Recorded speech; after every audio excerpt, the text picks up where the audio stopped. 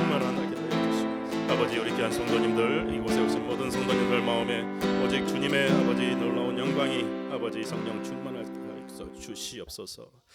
참 좋으신 사랑의 아버지 하나님 감사합니다. 오늘도 귀한 날 복된 날 허락하여 주시옵시고 우리 귀한 성도님들 주님의 그 갈급함을 또 찾기 위해서 주님의 말씀을 찾고 주님의 우리를 이곳에 인도하신 목적을 이 땅에 주님이 보내신 목적을 찾기 위해서 또 이 저녁에 주님과 함께 귀한 성령님의 음성에 귀 기울이기 원합니다. 주님 마음을 열어주시고 주님께서 꼭 필요한 말씀 주님께서 하시고 싶은 말씀 모두 다 옥토에 뿌려진 씨앗같이 잘 뿌리내릴 수 있도록 역사하여 주시옵소서. 감사하며 예수님 이름으로 기도합나이다. 네, 반갑습니다. 우리 좌우에 한번 반갑습니다. 축복합니다. 네, 인사하겠습니다. 오늘 율법과 복음 세 번째 시간입니다. 오늘 세 번째 시간에는 우리 한번 같이 성경 구절 한 구절 읽어보고 같이 시작하겠습니다. PPT로 다시 들려주세요. 네. 자, 출애굽기 20장 2절인데 이 구절 같이 읽으면서 여러분들 지난 시간에 제가 성경은 신적 권위가 있다고 그랬어요.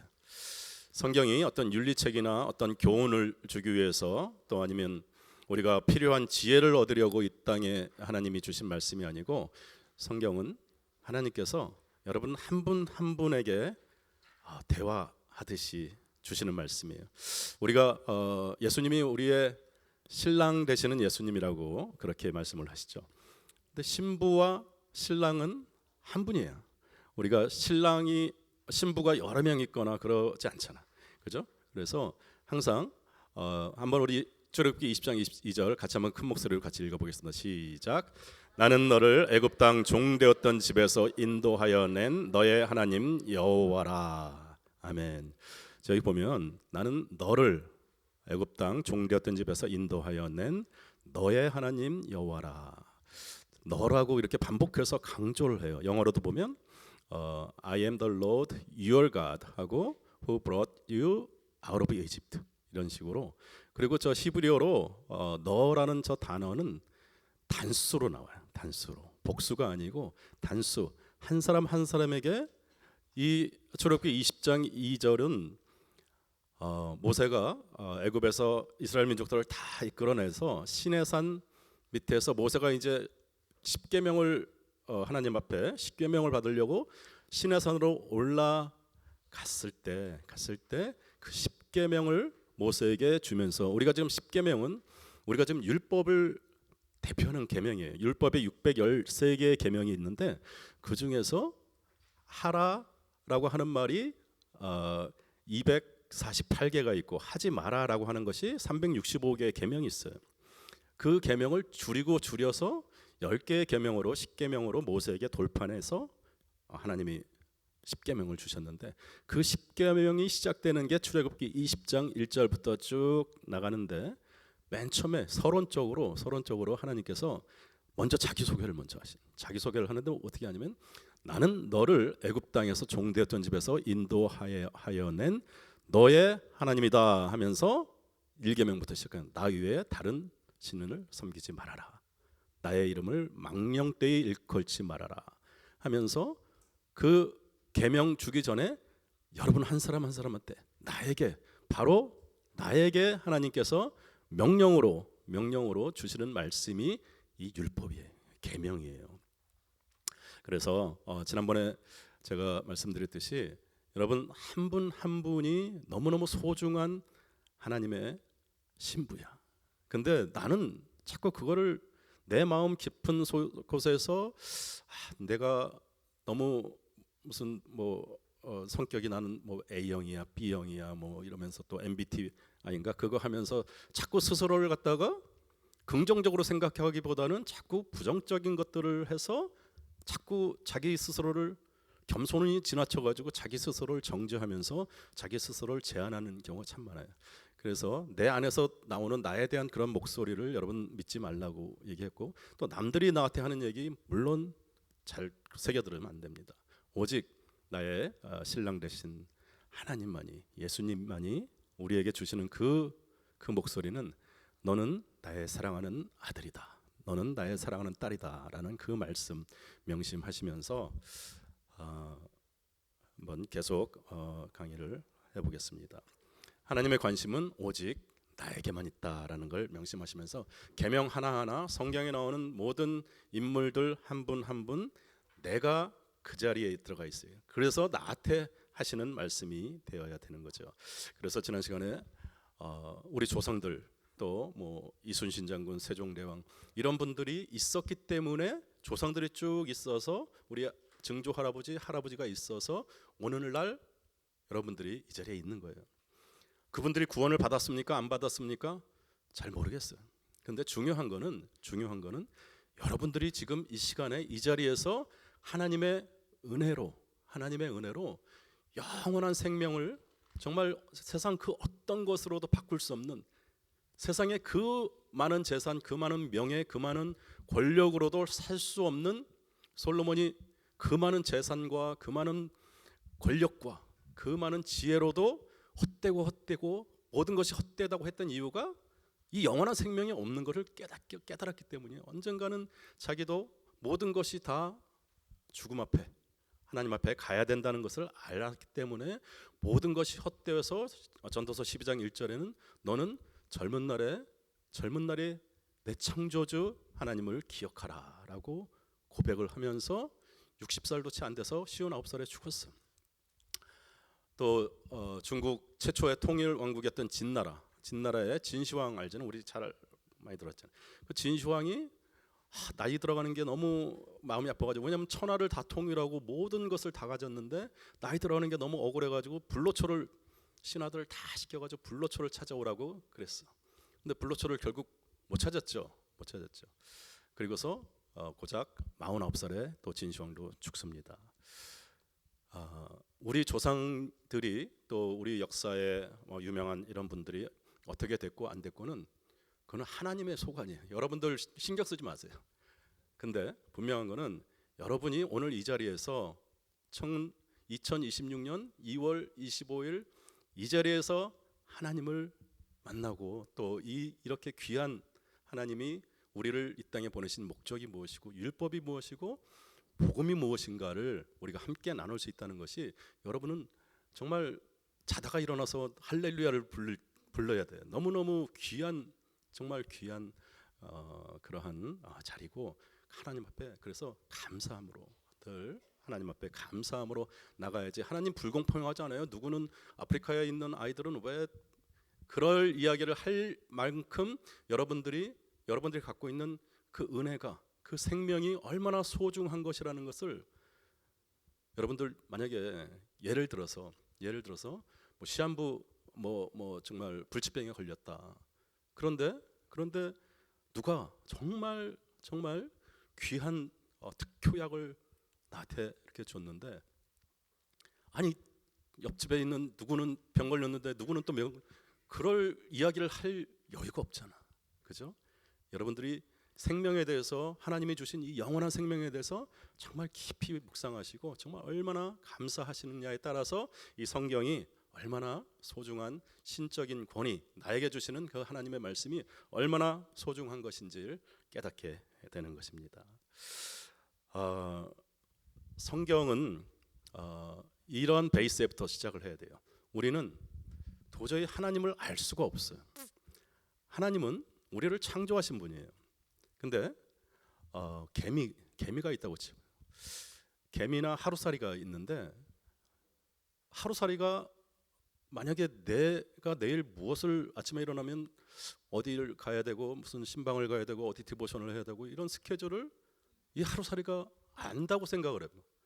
이 개미가 내가 생각하는 것을 알고 내가 계획하는 것을 알 수 있어요? 없잖아. 불가능하죠.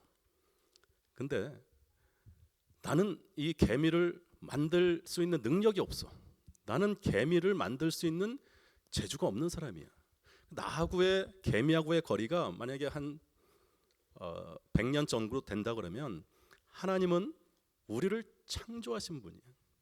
하나님과 우리하고의 거리를 생각을 해보면 나와 개미하고의 거리에 100배, 1000배, 억배 아예 상상이 안 될 정도로 우리는 개미나 하루살이를 창조할 수 있는, 만들 수 있는 능력이 아예 없는 사람인데, 하나님은 우리를 다 만드시고 우리의 생각, 우리의 모든 머리카락까지 세시는 하나님은 개미가 우리를 모르는 것처럼, 그게 말도 안 되는 것처럼 우리가 하나님을 안다는 것은, 하나님을 알 수 있다는 것은 도대체 말이 안 되는 거예요.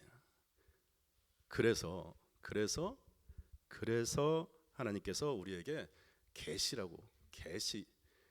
주신 게, 보통은 이렇게 봄, 여름, 가을, 겨울이 오고 물이 있고 공기가 있고 산이 있고 계절이 바뀌고 이런 모든 사람들에게, 지구가 있는 모든 사람에게 주시는, 이거는 누가, 인간이, 어떤 사람이 도대체 준 게 아니구나. 바다가 있고 산이 있고 해가 뜨고 해가 지고 비가 내리고 눈이 오고 하는 것들은 도대체 사람의 힘으로는 도저히 할 수 없다라고 하는, 이거는 누가 봐도 이거는 하나님이 하셨구나, 하나님이 계시구나라는 것들이 있어요. 그걸 자연 계시라고 그래요. 우리가 하나님을 믿는 사람이든 뭐 다른 종교를 믿는 사람이든 절대자 창조주가 계시구나 하는 것을 자연 계시라고 그래요. 그게 이제 자연에 있는 현상이나 이런 것들. 근데 특별한 계시가 있어요.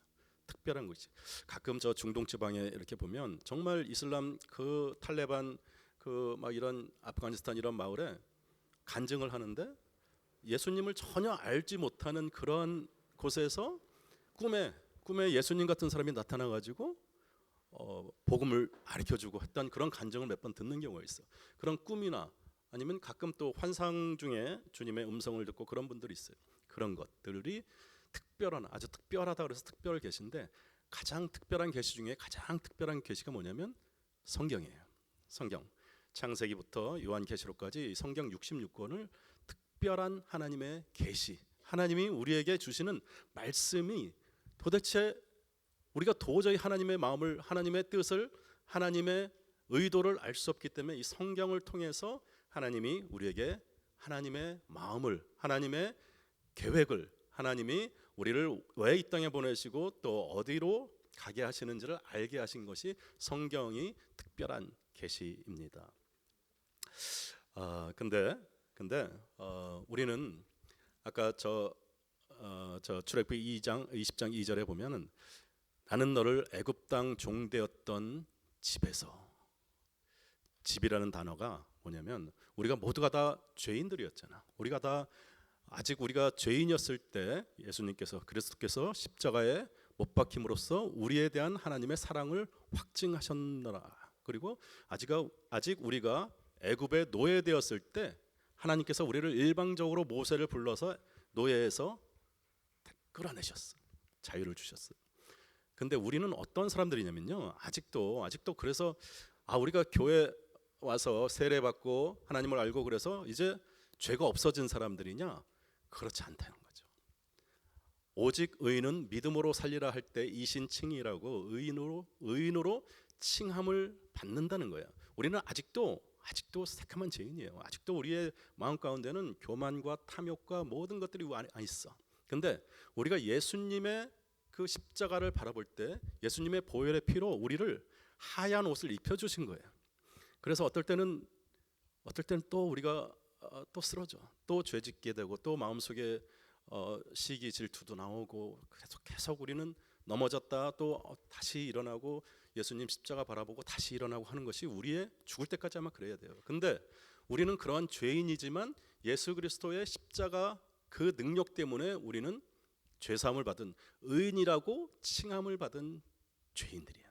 근데 우리의 마음 가운데는 우리가 아직 애굽에 살던 그 집, 우리가 죄인이었을 때 누렸던, 우리가 죄인이었을 때 너무도 익숙했던 그 집에서 하나님께서 우리를 인도하여 낸 하나님이다. 그래서 우리의 마음 가운데는요, 성경을 읽으실 때 여러분들 또 여러분들 믿음 또 신앙생활 하면서 항상 저 집에서 나오는 훈련을 해야 돼요. 이스라엘 민족들을 40년 동안 광야에서 이렇게 쭉 하나님이 인도하시면서 또 우리의 삶 가운데 구원받고 주님을 이제 잘 알게 됐는데, 계속 인생의 굴곡을 왔다 갔다 하면서 하나님이 우리를 인도하시는 그 목적 중에 하나가 저 집에 타성에 젖어 있는 나의 자아, 나의 그 죄에 물든 그 자아가 나의 자존심이고 나의 교만이고 모든 것을 다 나로부터 시작하는 거예요. 하나님으로부터 시작을 해야 되는데 내 인생은 나의 것이야.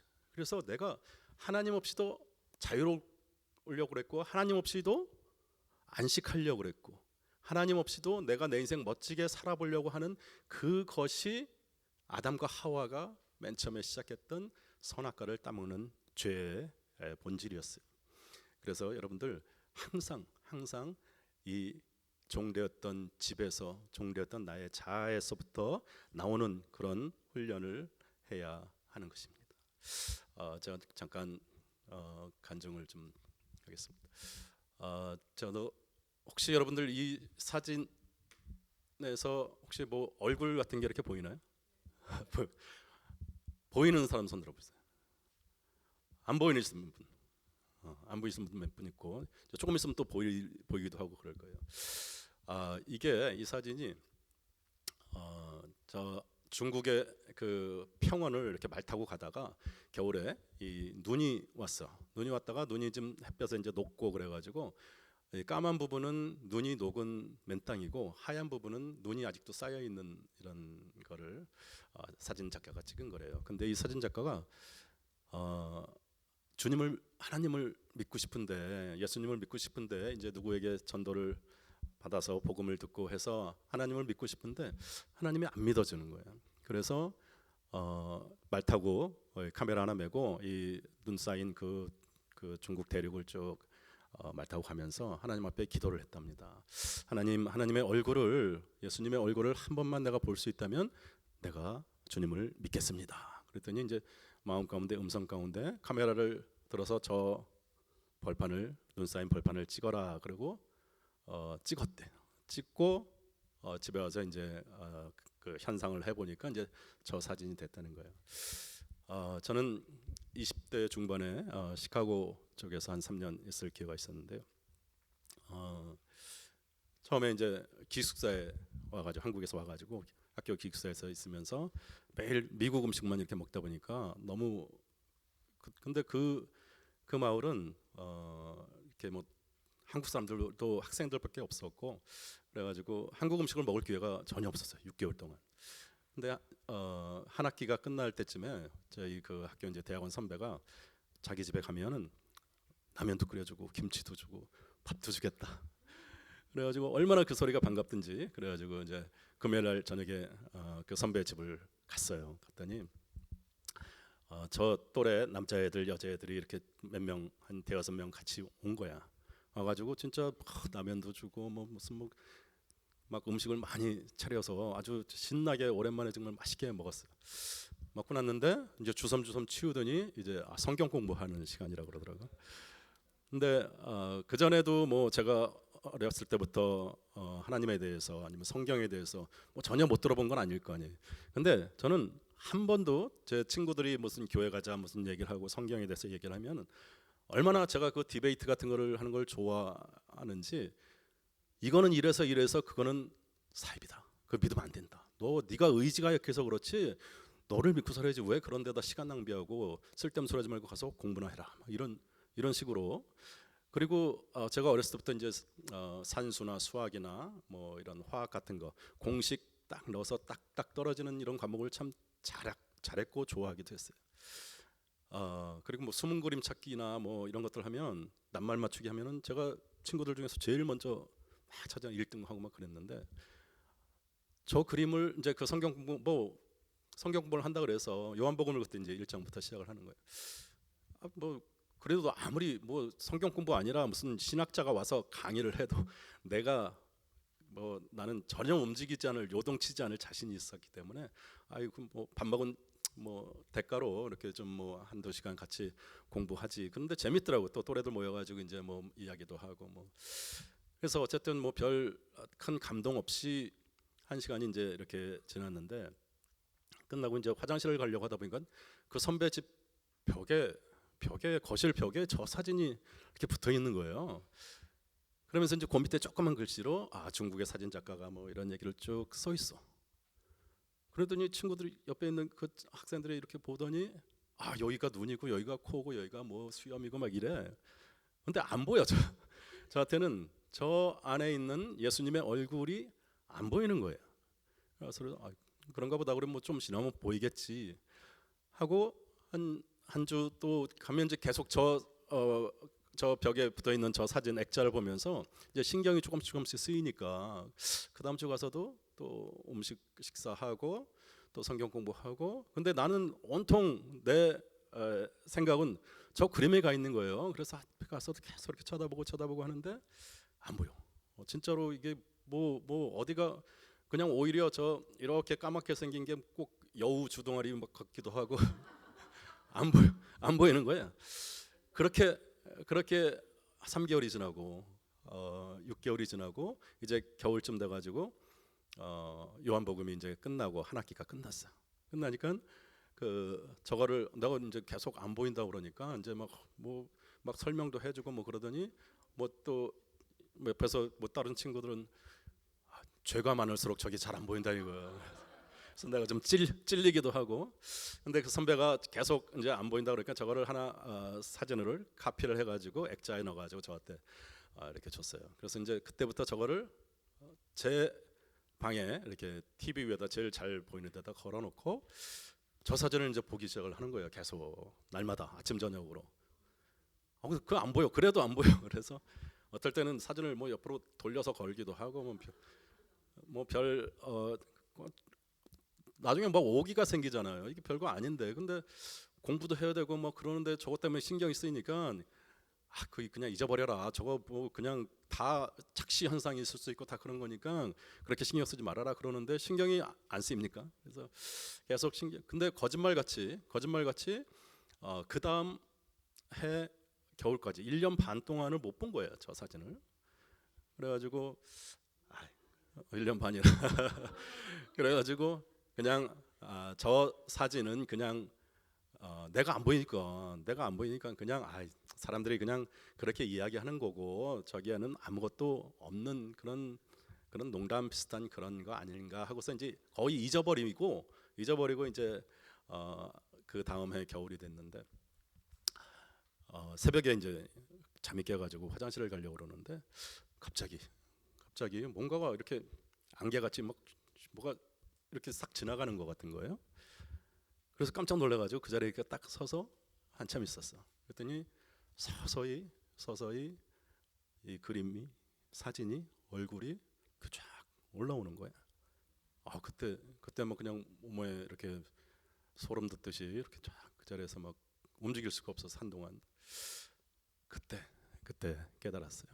그때 하나님이라는 분이 신앙이라는 것이 종교라는 것이 이런 거 아닌가. 내가 보지 못하기 때문에 내가 만질 수 없기 때문에 내가 생각하지 못하기 때문에 나는 분명히 저 안에 저게 예수님 얼굴이고 아니고 그게 중요하지 않아. 저게 뭐 정말 뭐 착시 현상인지 뭔지도 중요하지 않아. 근데 내가 그렇게 자신했고 내가 그렇게 내 이성과 내 판단과 나의 감각을 전적으로 믿고 살아왔던 20몇 년의 세월 동안 한 번도 나는 내가 틀린 적이 없다고 생각을 했었고 내가 보고 믿고 내가 판단하는 것에 내 삶을 맡기고 온전히 그것만 의지하면서 나가려고 했던 나의 인생의 모든 것이 저 그림을 딱 보는 순간 무너졌어. 내가 이 인간의 눈과 코와 입 이런 오감 정말 IQ 160, 170도 안 되는 이 머리 가지고 하나님이 있다 없다 판단한다는 것이 너무너무 하나님이 위대한 거는 물론이지만 그거보다는 내 자신이 너무 초라하고 너무 작은 거예요. 우리가 정말 개미 하나 만들지도 못하는 그러한 우리의 능력으로 우리를 창조하시고 우주 만물을 창조하신 하나님을 계시다 안 계시다 하나님이 어디 있냐 하나님 있으면은 내가 한번 만져보면 믿을 수 있겠다라는 그런 말조차도 너무 약한 거야. 내가 내가 너무 연약하고 너무 작고 초라하고. 그래서 저 그림을 계기로 그 다음부터 하나님이 계시구나. 내가 저 그림에 얼굴이 있는 것을 보든 안 보든 세상 사람들이 다 있다고 그래도 나는 안 보이니까 나는 없다고 생각을 하고 살았는데, 세상 사람들이 예수님이 다 없다고 그래도 내 마음 가운데 주님이 나타나시고 내 마음 가운데 믿어지면 주님은 나의 주님인 거라.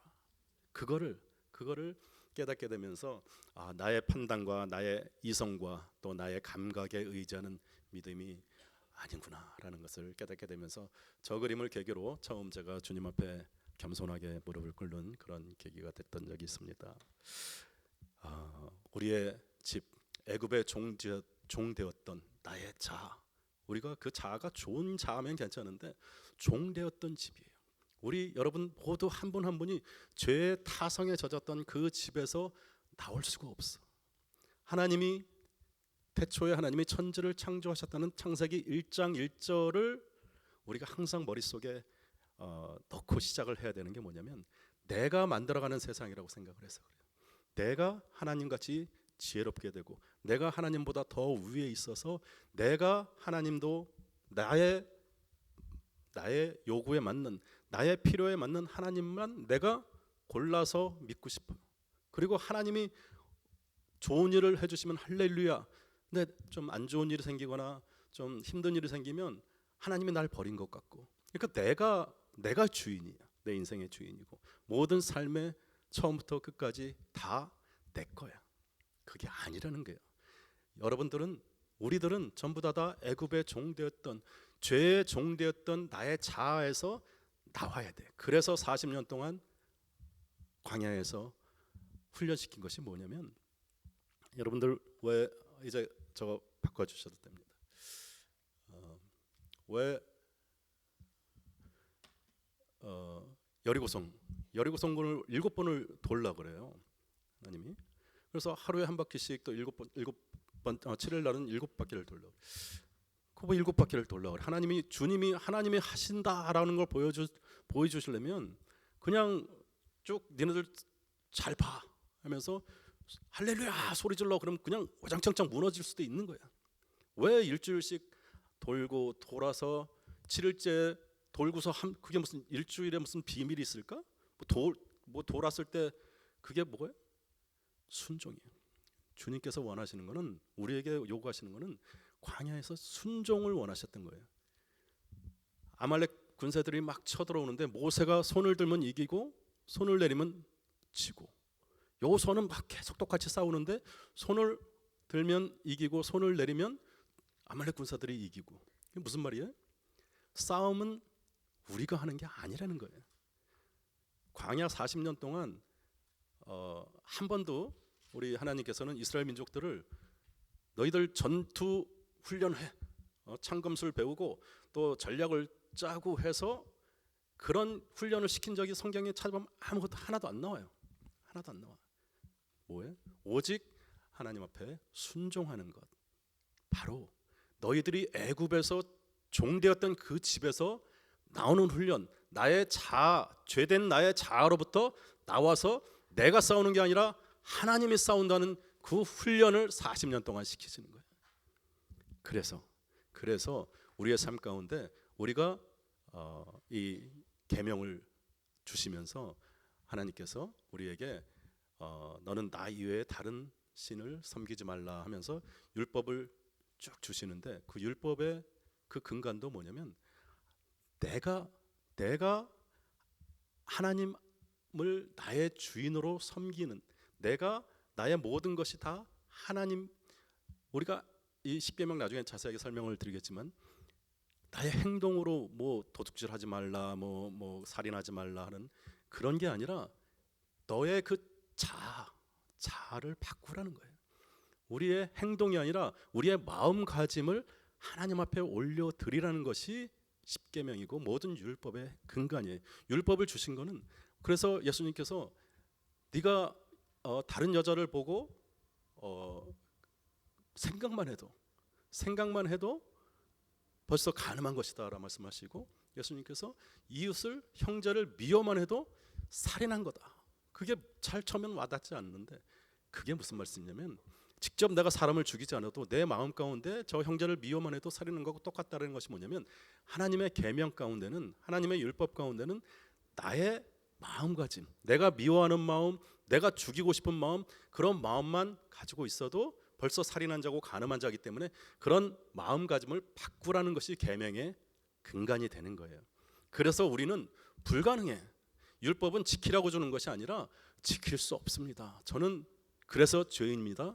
정말 주님의 은혜 아니고는 정말 어쩔 수 없는, 정말 절망 가운데 빠질 수밖에 없는 죄인입니다를 고백하라는 것이 율법의 목적이에요.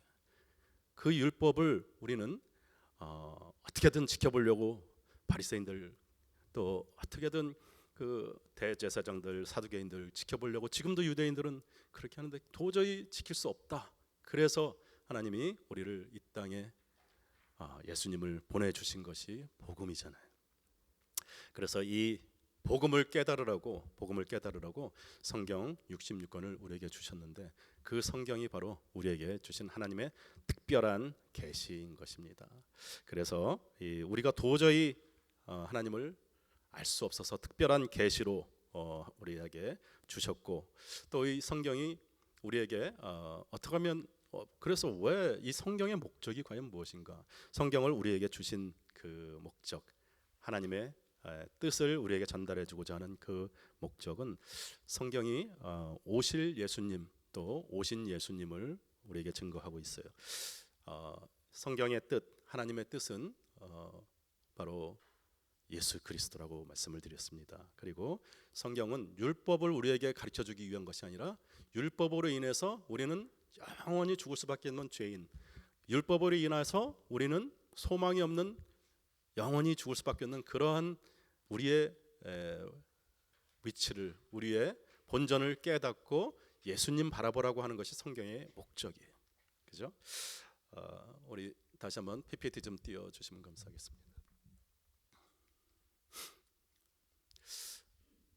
창세기 1장 1절에 태초에 하나님이 천지를 창조하시니라. 그리고 요한계시록 마지막에 가서 또 다시 한번 나는 알파와 오메가요 처음과 마지막이요 시작과 마침이다 라고 하는 성경 창세기 1장 제일 첫 구절, 그리고 계시록 성경 제일 마지막 구절에 나는 왕이다 라고 가장 성경에서 하나님이, 이거는 그냥 기본이에요. 기본. 그리고 성경에 아니다, 하나님이 왕이 아니고 내가 왕이다 라고 아담과 하와가 선악과를 따먹은 것이 창세기 3장에서 나오죠. 근데 우리가 잘 하나님이 우리를 구원하시러 요한복음 3장 16절에 이 땅에 우리를 구원하시러 십자가에 오신 이것이 잘 믿어지지 않는 이유가 죄에 대해서 우리가 잘 느껴지지 않아. 우리가 뭐 별로 특별히 잘못한 것도 없는 것 같은데 뭐 조금 사탕 좀 훔쳐먹고 거짓말 좀 하고 뭐 조금 아무도 안 볼 때 좀 뒤에서 뒷담화도 좀 하고 거짓말 좀 하고 하는데 그게 우리 주님이 이 땅에 오셔서 십자가를 지실 만큼 그 정도의 죄는 아닌 것 같은데 하면서 죄에 대한 개념을 잘 몰라. 그리고 우리가 죄인이라는 것이 잘 느껴지지가 않아. 죄에 대한 개념이 잘 없어요. 그래서 오늘 PPT를 보면서 좀 설명을 좀 드리기 원합니다. 하나님의 뜻, 하나님이 우리를 이 땅에 만드신 뜻, 우리 지난번에 제가 잠깐 웨스트민스터 소요리 문답이라는 걸 잠깐 설명을 해드렸어요.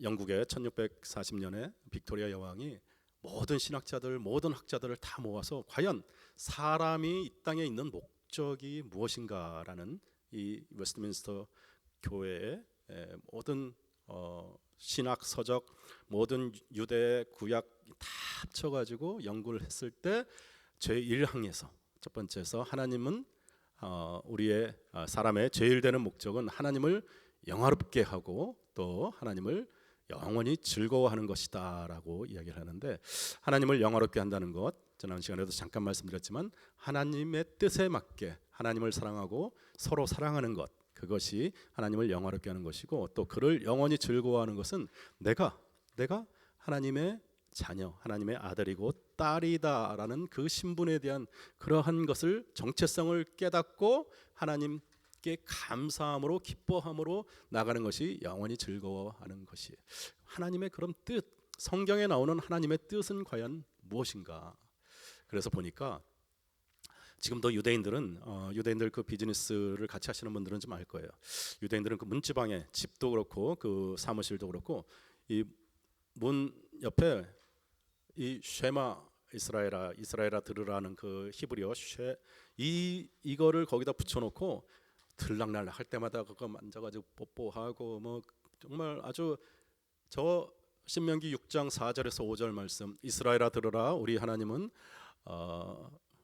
여호와는 오직 하나인 여호와시니 너는 마음을 다하고 성품을 다하고 힘을 다하여 내 하나님 여호와를 사랑하라 라는 저 신명기 6장 4절 5절의 말씀을 목숨처럼 생각하면서 지금도 어렸을 때부터 저 말씀을 아주 가장 중요한 말씀으로 하나님을 내 마음을 다하고 목숨을 다하고 뜻을 다해서 사랑하라 라는 그것이 구약을 통틀어서 가장 중요한 말씀이에요. 그리고 예수님께서 마태복음 22장에 예수님께서 이 땅에 계셨을 때 어떤 한 율법학자가 와가지고 선생이여 모든 율법 중에서 가장 크고 첫째 되는 계명이 무엇입니까? 물어봤을 때 저 말씀을 똑같이 하세요. 신명기 6장 4절 5절 말씀, 너는 내 마음을 다하고 목숨을 다하고 뜻을 다하여 주 너의 하나님을 사랑하라. 그리고 둘째는 이와 같으니 내 이웃을 내 몸과 같이 사랑하라. 그래서 하나님의 뜻, 하나님이 우리를 창조하신 목적, 저 화살의 정 가운데를 뚫는 하나님의 뜻은 바로 하나님을 사랑하고 이웃을 사랑하라는 그 계명이에요. 계명 10계명도 1계명에서 4계명까지는 하나님 사랑, 5계명에서 10계명까지는 서로 이웃을 사랑하는 그것이죠. 근데 저 관역에서 벗어난 화살, 저 관역을 맞추지 않고 화살을 쏘았는데 관역을 빗나간 그 단어를 히브리어로 하타라고 합니다. 하타. 헬라어로는 하마르티아라고 하는데 그 하타와 하마르티아에서 죄라는 말에 저기서 나왔어. 하타 또 하마르티아. 그래서 이 벗어나지 않는 저 화살, 정확한 저 화살을 맞추는 그 단어는 하타의 반대말이 뭐냐면 야라라는 단어고 저 야라라는 단어에서 나온 것이 바로 토라, 모세의 5가지 책, 창세기, 출애굽기, 레위기, 민수기, 신명기 이 5가지 책이고 저것을 통틀어서 율법이라고 그러고 또 성경 말씀이라고 하는 것이. 그래서 이 벗어난 화살이 어디로 가냐면 자기한테 가는 거야. 나한테. 하나님을 사랑하고 이웃을 사랑하는 그 대신에 나를 향한 그 화살이 나의 잘못된 이기적인 사랑, 교만, 탐욕으로 오기 때문에 이제 우리가 이야기하는 거짓말도 하고 도둑질도 하고 살인도 하고 그런 모든 죄들이 다 이렇게 나오는 거예요.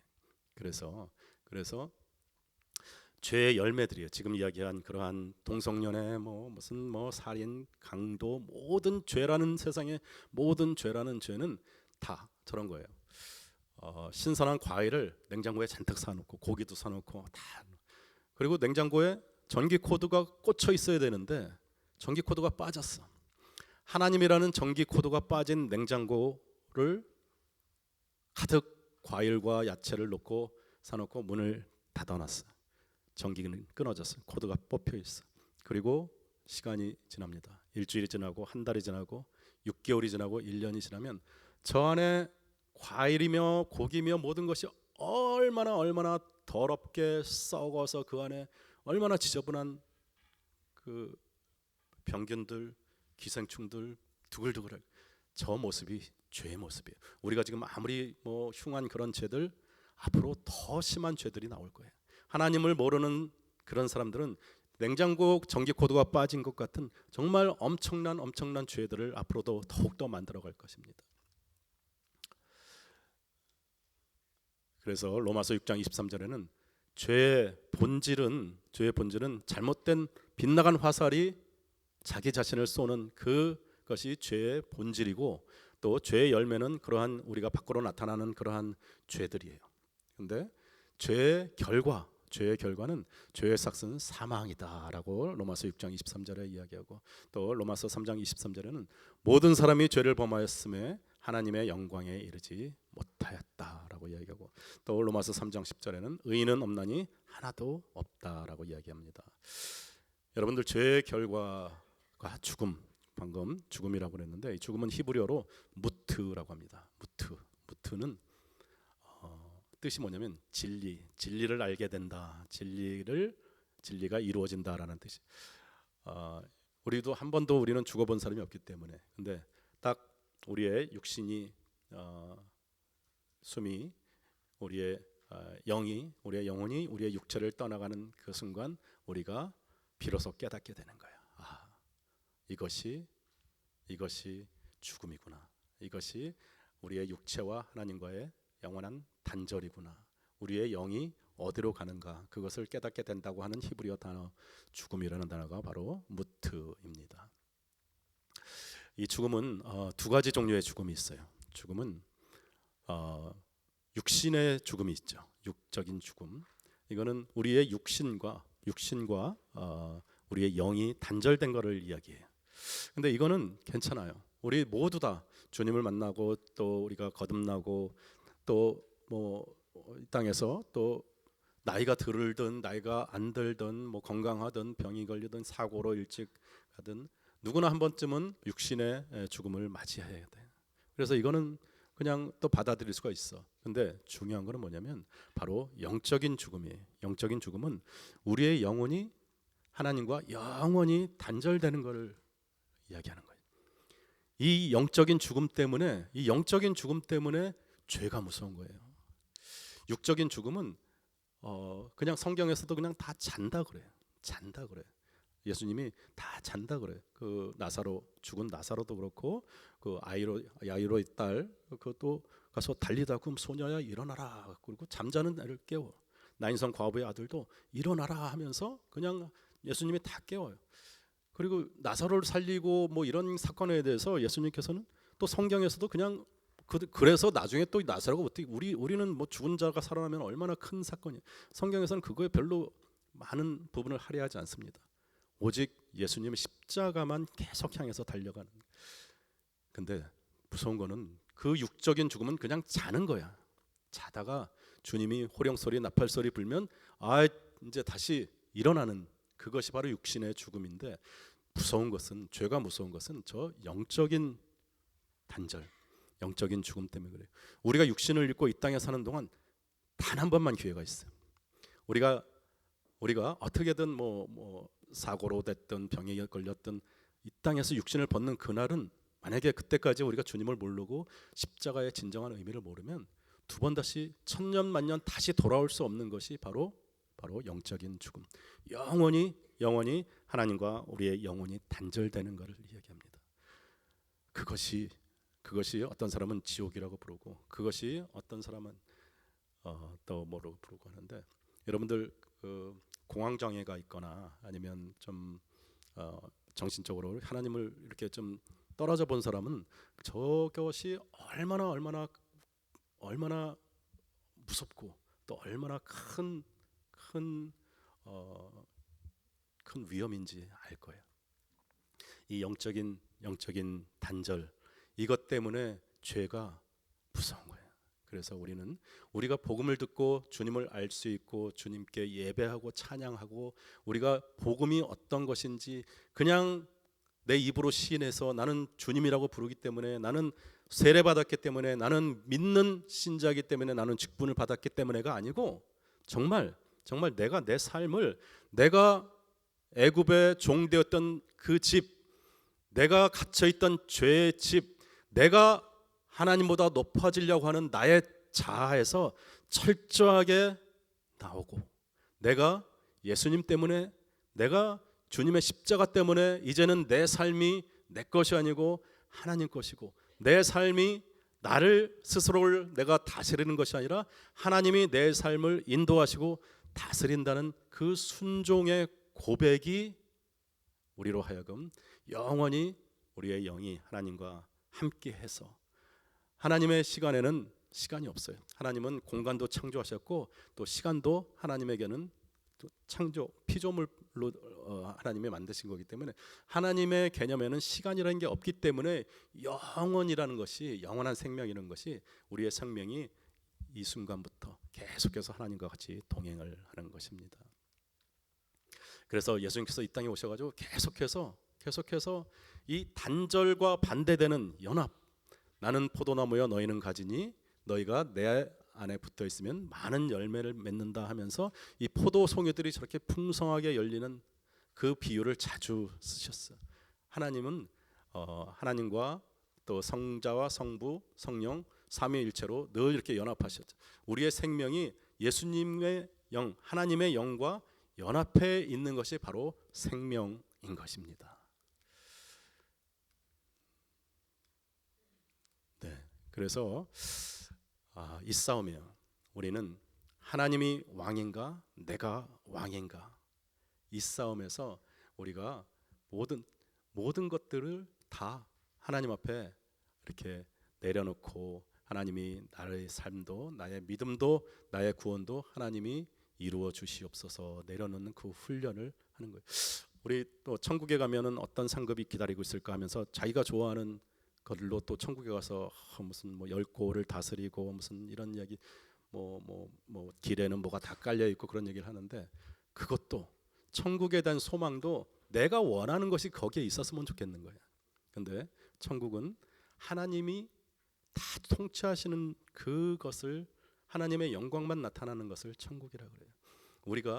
우리가 이 땅에서 막 뭘 열심히 해가지고 상급 받는 그런 신앙도 한 발짝 들어가 보면 내가 뭘 잘했기 때문에 내가 주체가 돼서 내가 원하는 상을 받아야 되고, 내가 남들보다 좀 더 큰 대궐 같은 집을 갖고 있어야 되고, 그런 천국의 신앙마저도 내가 주체가 되어 있는 것을 기억하시기 바랍니다. 그래서 철저하게 하나님이 나의 삶을 주장하시고 나의 삶의 주권자 되시고 왕 되신다라는 것을 기억하셔야 돼요.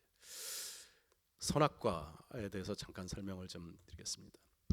아니, 하나님이 왜 선악과를 안 만들어 놓으시면 되는데 거기서 왜 선악과를 만들어 놓으셔가지고 아담과 하와가 처음부터 그거 따먹었을까? 안 그랬을 거 아니에요. 안 먹는다고 한참 가다가 언젠가 배도 출출한데 진짜 먹음직도 하고 보암직도 하고 또 지혜롭게 할 만큼 탐스러운데 옆에서 슬쩍 뱀이란 놈이 와가지고 먹어도 괜찮다. 하나님이 다 먹지 말라 그랬냐? 저거 먹으면 너도 눈이 밝아져서 하나님 같이 될 거다. 이렇게 유혹을 하니까 그걸 따먹은 거 아니에요. 하나님 저 선악과 안 만들어 놨으면 하와가 먹고 싶어도 못 먹었을 텐데 왜 저걸 만들어 놓으셔가지고 우리가 지금까지 이렇게 고생을 하면서 죄의 노예가 되고 그렇죠. 선악과는 하나님께서 언제 따먹나 보자 하고 동산 중앙에 제일 잘 보이는 데다 이렇게 딱 만들어 놓은 게 아니고 결혼 반지예요. 선악과는 아담과 하와, 하나님이 그 사랑의 대상으로 만들어 놓은 아담과 하와와 결혼한 증표 약속 반지예요. 저도 이건 결혼 반지는 아니지만 사랑의 커플링을 이렇게 만들어 가지고 둘이 하나씩 끼고 이렇게 있는데, 이 결혼 반지는 여러분들 둘이 이렇게 만나 가지고 이제 눈에 콩깍지가 껴 가지고 막 서로 너무 이제 좋아하잖아. 근데 맨날 같이 있을 수 없으니까 우리의 사랑을 서로 약속하면서 이 결혼 반지를 볼 때마다 나는 당신을 생각하고 당신은 날 생각하고 하면서 너무너무 서로의 그 마음이 서로 사랑하는 그 마음의 표시잖아요. 그리고 결혼을 해서 결혼 반지를 교환하는 것도 이 반지가 증표야. 그래서 나는 당신의 것이고 당신은 내 것이고, 그래서 이 반지를 볼 때마다 나의 사랑하는 아내가 있지, 나의 사랑하는 남편이 있지 하면서 얼마나 막 자랑도 하고 막 얼마나 좋아요. 그래서 이제 결혼을 해가지고 이 결혼 반지를 한동안 열심히 잘 끼고 다니다가 이 퇴근하고 가면 맨날 그 돈을 왜 이렇게 조금밖에 안 벌어오냐 그러면서 이제 밥도 잘 안 차려주고 뭐 연애할 때는 막 예쁘게 하고 옷도 잘 입고 화장도 하고 그랬는데 결혼해 보니까 그냥 머리는 산발하고 막 뭐 옷도 막 아무렇게나 입고 슬슬 이제 뭐 막 구박도 하고 뭐 그래요. 조금 지나니까 이제 권태기 같은 것도 오고 그러잖아. 근데 회사에 가면 예쁜 우리 새로 들어온 여직원이 하나 있는데 볼 때마다 막 커피 뽑아주고 막 너무 예쁘고 젊고 막 그러는 거야. 그리고 나한테 막 너무 잘해주고 볼 때마다 막 아주 스페셜하게 느껴질 정도로 이렇게 잘해줘.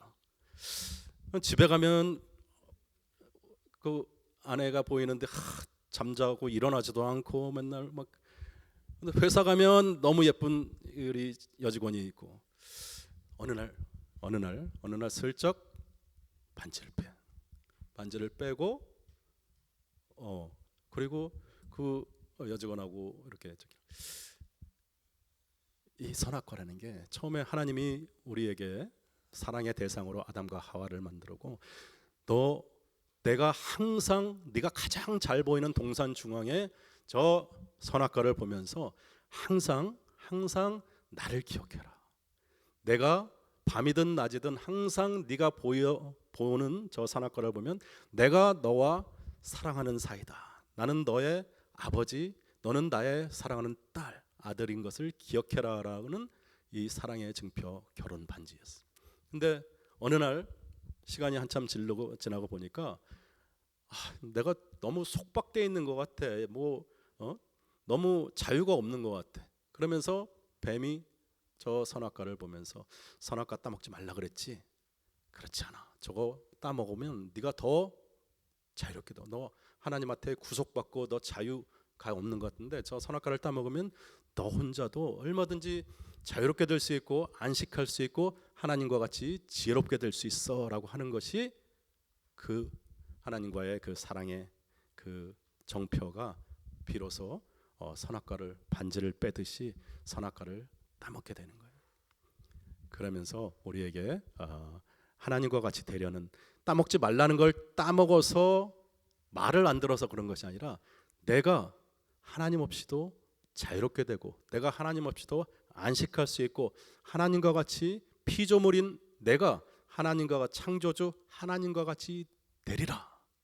하나님의 뜻에 하나님을 사랑하고 네 이웃을 사랑하라는 그 계명 하나님의 뜻에서 벗어나서 나 혼자도 내가 잘 살 수 있고 나 혼자 나를 위해서 더 많은 것을 내가 하나님 없이도 할 수 있을 것 같은 그 교만의 시작이 우리의 원죄의 시작이었어요. 그것이 바로 선악과의 진정한 의미입니다. 그리고 또 자유의지를 주셨잖아요. 선악과를 따먹지 못하게 아예 우리를 처음부터 그냥 만들어놨으면 왜 따먹을 마음을 우리에게 주셔가지고 그 사단의 유혹에 빠지게 만드셔. 그냥 처음부터 우리에게 할 수 있는 선악과를 향해 가려는 그런 의지조차 없으면 죄를 안 지었을 텐데, 그렇죠?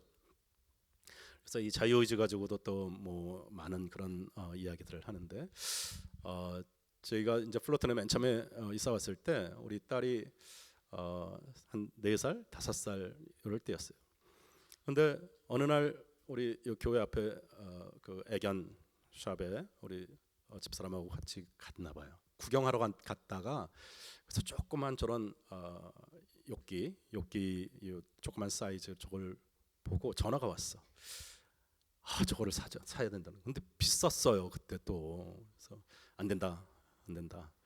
그래서 장난감 강아지를 사줄 테니까 장난감 강아지를 가지고 놀아라. 왜냐면 저거 털 날리고 똥 오줌 싸고 그러면 그걸 다 우리들 일인데, 그래서 너 건강에도 안 좋고 저거 안 된다. 비싸다.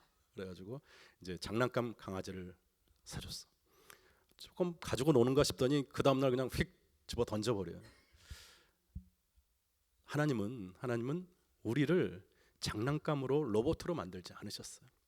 비록 이 강아지가 어디 가서 오줌도 싸고 어디 가서 말썽도 부리고 말도 안 듣고 도망 다녀도 우리 아이가 또 우리들이 살아있는 저 강아지를 원하는 것은 비록 내가 프로그램 한 대로 안 할지라도 자기의 의지에 자기의 뜻에 막 따라와서 막 재롱 부리고 막 하는 그 강아지의 그 자유롭게 그가 사랑하는, 자유롭게 자기의 애정을 표현하는 그 살아있는 우리를 원하셨던 거지, 우리를 장난감같이, 우리를 로봇같이 프로그램하지 않으시는 하나님이세요.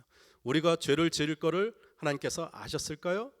Maybe 알았을지도 몰라. 근데 하나님은 우리가 죄 지을 거를 생각을 해서 그렇게 프로그램을 하지 않으셨어요. 여러분들 색종이로 꽃을 이렇게 오리면 우리가 그 꽃 밖에 있는 쓰레기를 생각을 해서 꽃을 안 만들 수는 없잖아요. 우리가 이 전구나 이런 걸 하면서 만들면서 우리가 이거를 만들어서 환하게 비추지만 우리가 그렇다고 빛이 비치지 않는 곳에 어둠이 있을 것을 무서워해서 우리가 빛을 전구를 만들지 않지 않습니까? 우리가 필요로 하는 예쁜 꽃을 만드는 것이 우리의 목적이야. 근데 그 꽃을 만들다 보니까 꽃에서 그 색종에서 떨어져 나오는 그런 쓰레기도 나오게 되는 거예요. 하나님은 우리가 사랑의 자율적인 그런 의지로 하나님과 함께 교제하길 원하시고, 하나님을 사랑한다고, 하나님은 우리의 사랑의 대상으로 너는 내가 사랑하는 아들이다 딸이다 하면서 우리를 사랑의 대상으로 만드셨는데, 그 사랑의 대상으로 만들다 보니까 사랑하지 않을 수 있는 그런 옵션도 우리에게 주신 것이 바로 자유의지야. 그래서 우리가 전적으로 하나님을 사랑하고, 하나님이 정말 동산 중앙에 선악과를 매일 보면서 나의 아버지, 나의 하나님, 나의 사랑하는 하나님 하면서 계속 하나님과 사랑의 교제를 나눴으면 제일 좋았을 텐데, 그렇지 못했던 것이 뭐냐면 우리가 우리의 사랑, 그 벗어난 하나님의 뜻에 벗어난 그 화살이 바로 우리에게 꽂혀 있는 그런 것이기 때문에 그렇습니다. 그래서 이것이 이제 자유의지고요. 이제 거기까지만 하겠습니다. 하나님의 뜻은 성경에서 예수 그리스도를 우리에게 보여주시는 거예요. 예수님이 이 땅에 오셔가지고 우리를 위해서 우리가 창세기 3장에 저 선악과를 따먹고 하나님과 같이 되리라는 하나님의 그 사랑을, 잘못된 화살이, 빗나간 화살이 자기 자신을 향하는 그 화살을 다시 고쳐서 하나님을 향하게 하고 서로를 향하게 하고 이웃을 향하게 하는 것이 바로 이 성경의 뜻이에요. 근데 아까도 이야기했지만 애굽에 살던, 애굽의 종되었던 그 집, 나의 자아가 너무 심하면 그 자아에서 잘 벗어날 수가 없어요. 자기의 뜻이 너무 강하면 성경의 말씀이 잘 들어오지가 않아요.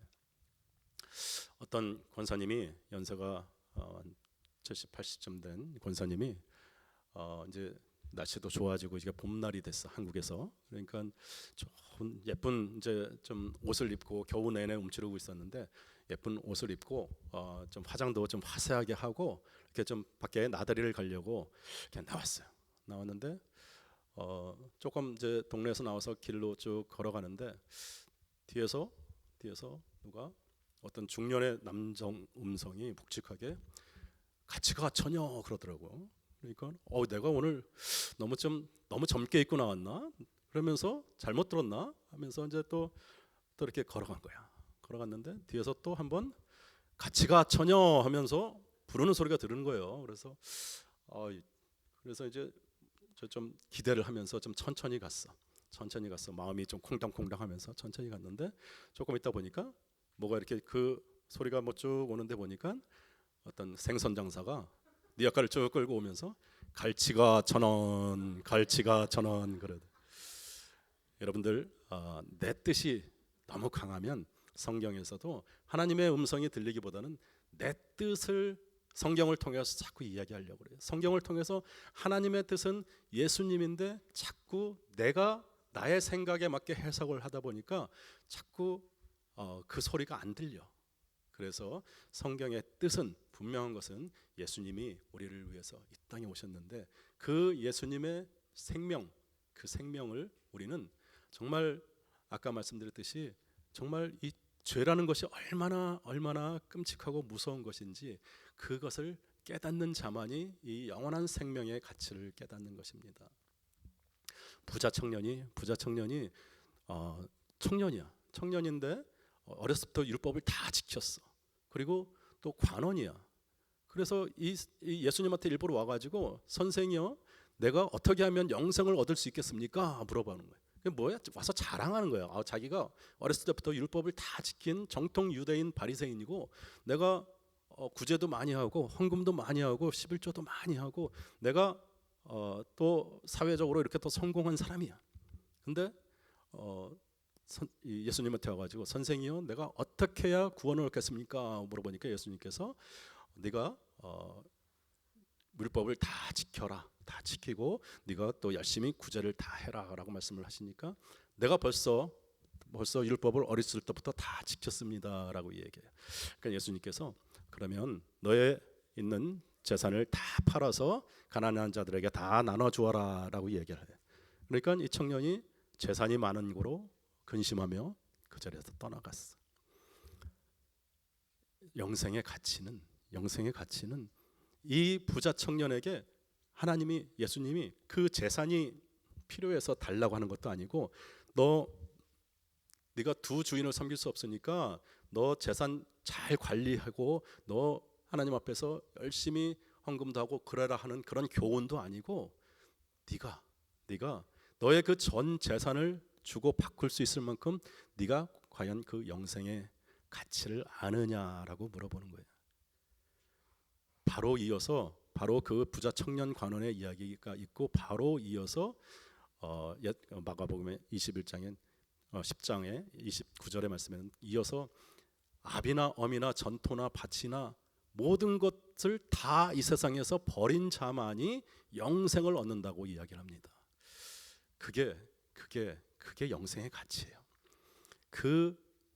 우리가 생각할 때는 아버지도 엄마도 뭐 형제도 밭이나 전토도 이 땅에서 모든 것을 다 바쳐야지 영원한 생명을 얻을 수 있나? 이렇게 이야기하는 것이 아니라, 그만큼 영생의 가치가 이 땅에서 살아가는 그 100년도 안 되는 그 삶의 가치가 하나님 안에서 영원히 살 수 있는 영원한 생명의 가치와 도저히 비교할 수 없다는 교훈을 주시는 게 이 부자 청년에게 예수님께서 주시는 이야기고 우리에게 주시는 말씀입니다.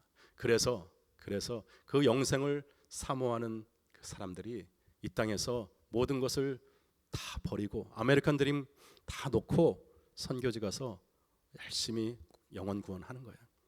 그분들이 이 땅에서 기쁘고 즐겁고 편안하고 안락한 거 이런 거 몰라서가 아니라 영원한 생명의 가치를 알기 때문입니다.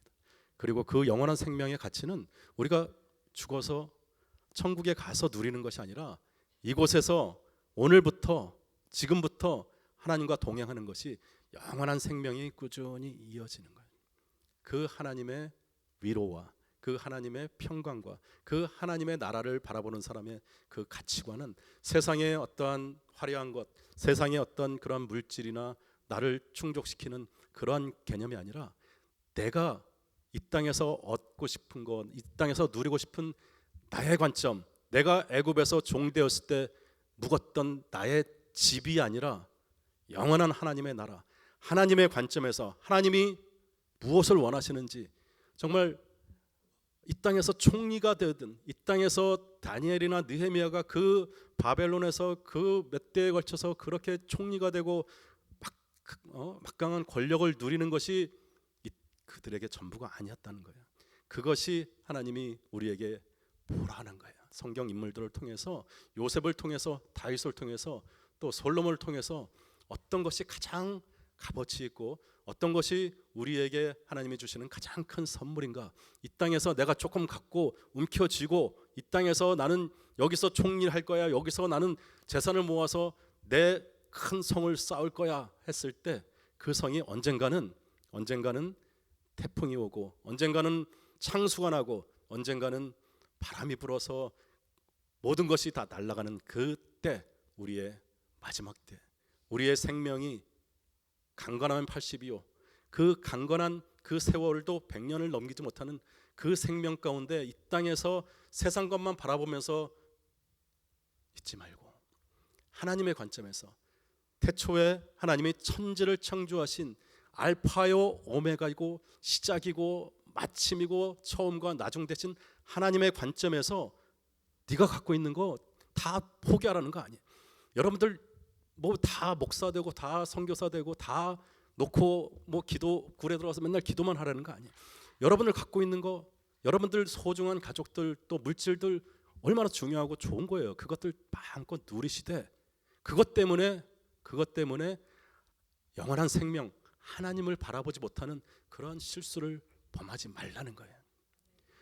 부자 청년 관원의 재산이 탐나서가 아니라 그 재산을 다 바쳐서라도 네가 그 영원한 생명의 가치를 아느냐는 거예요. 그래서 이 땅에서 우리가 하나님을 위해서, 하나님의 나라를 위해서 복음 들고 나가서 선교도 하고 전도도 하고 하나님 앞에 간절하게 기도하는 것은 이 물질이, 이 땅에 있는 나의 이러한 것들이 나를 보호해 줄 수 없다는 것을 깨닫는 거야. 그래서 하나님 앞에 모든 것이 다 하나님의 것이고 모든 것이 다 하나님의 인도하심이고 다스림이시다라는 걸 고백하는 훈련을 하는 것이 헌금이고 그것이 11조고 그것이 나의 헌신이고 나의 섬김이야. 하나님 뭐 물질을 가지고 하나님이 절대로 뭐 하지 않습니다. 우리 하나님은, 우리 예수님은 오병이어의 하나님이세요. 그냥 베드로가 밤새 고기 못 잡고 있을 때 깊은 곳에 나가서 그물을 내려라 했을 때 두 배에 가득한 고기를 건져 올리게 하시는 하나님이세요. 하나님은 절대로 어떤 물질이나 이런 것에 대해서, 그 부자 청년에 대해서 우리의 전토나 뭐 땅이나 부모나 형제나 이런 것이 얼마나 소중하고 여러분들 그거 아니면 이거 그렇게 말씀하시는 분이 아니라 그런 것들을 다 포기할 만큼, 그런 것들을 다 희생할 만큼의 영생의 가치를 좀 알라는 거예요. 교회 그냥 다니는 것이 아니라 그냥 대충 믿었다고 치고 구원받았다고 치고 그냥 왔다 갔다 주일 예배만 드리는 게 아니라 정말 너의 목숨을 다해서 순교할 각오까지 나올 정도로 내가 영원한 생명 100년과 수백억 년보다도 더 큰 그 영원이라는 그 시간과 이 땅에서의 작은 것들, 이 땅에서의 작은 시간을 바꿀 수 있는 그 소중한 가치를 제발 깨달으라라는 것이 성경의 이야기예요. 그것을 주기 위해서 예수님이 이 땅에 오신 거예요. 예수님이 우리의 병 고치러 오신 게 아니에요. 예수님이 죽은 자를 살리러 오신 게 아니고 예수님이 이 땅에 오셔가지고 우리의 굶주림을 해결하려고 오신 게 아니야.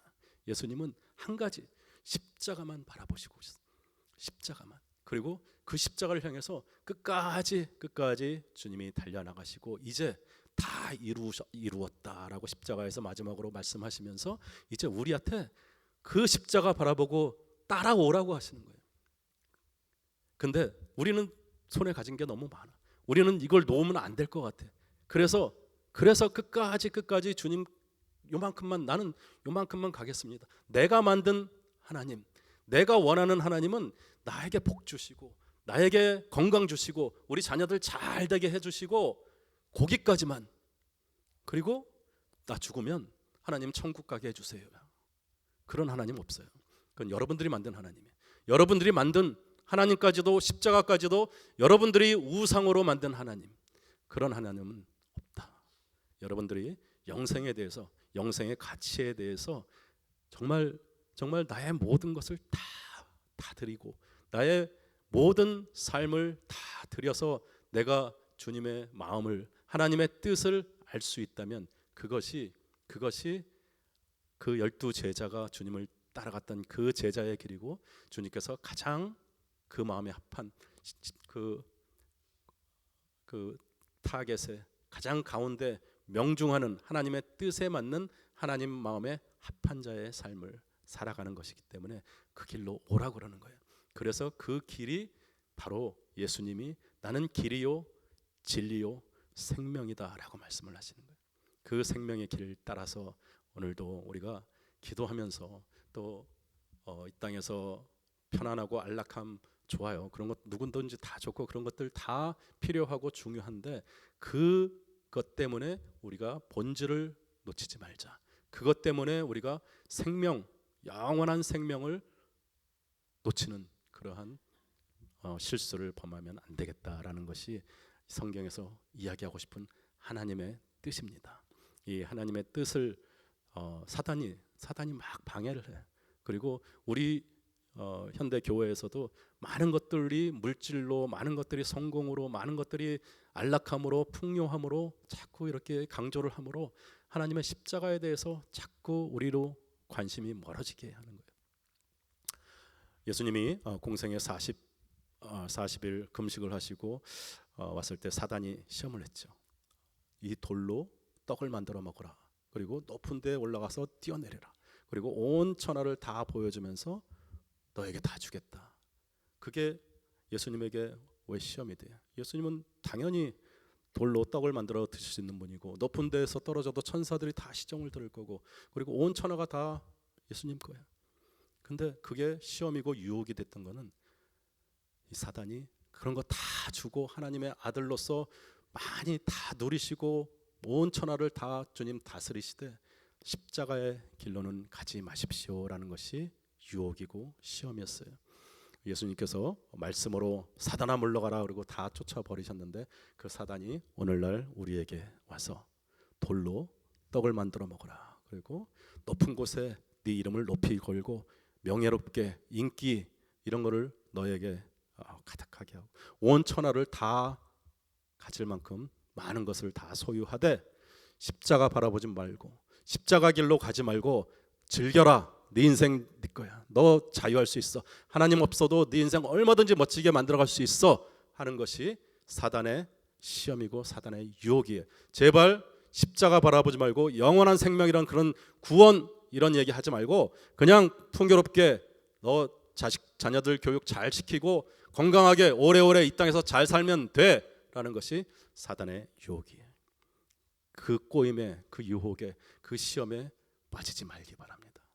우리는 하나님께서 우리의 믿음도, 우리가 이 자리에 있는 것도 우리가 어쩌다 보니까 이 자리에 있는 것이 아니라 하나님이 하나님의 때 카이로스의 시간에 여러분들에게 마음에 여러분들을 너무너무 사랑하셔서 이 메시지를 듣게 하시고 여러분들의 마음을 열어주시고 그 마음 가운데 하나님의 뜻, 하나님이 세상을 이처럼 사랑하사 독생자를 주셨으니 누구든지 저를 믿는 자마다 멸망치 않고 영원한 생명을 얻게 하려 한다라는 하나님의 그 뜻, 하나님의 복음, 그 복음을 위해서 죄가 어떤 것이고 얼마나 무서운 것인지 깨닫게 해주시고 여러분들을 위해서 성령님께서 오늘도 또 한 주간도 한 성령님께서 동행하시면서 오직 십자가 바라보면서 또 하나님께서 주신 그런 귀한 시간들, 물질들 마음껏 누리시고 하되 십자가가 본질이고 십자가가 가장 핵심이다라는 것을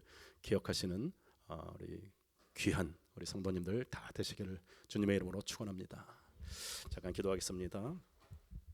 사랑의 아버지 하나님 감사합니다. 주님, 그렇습니다.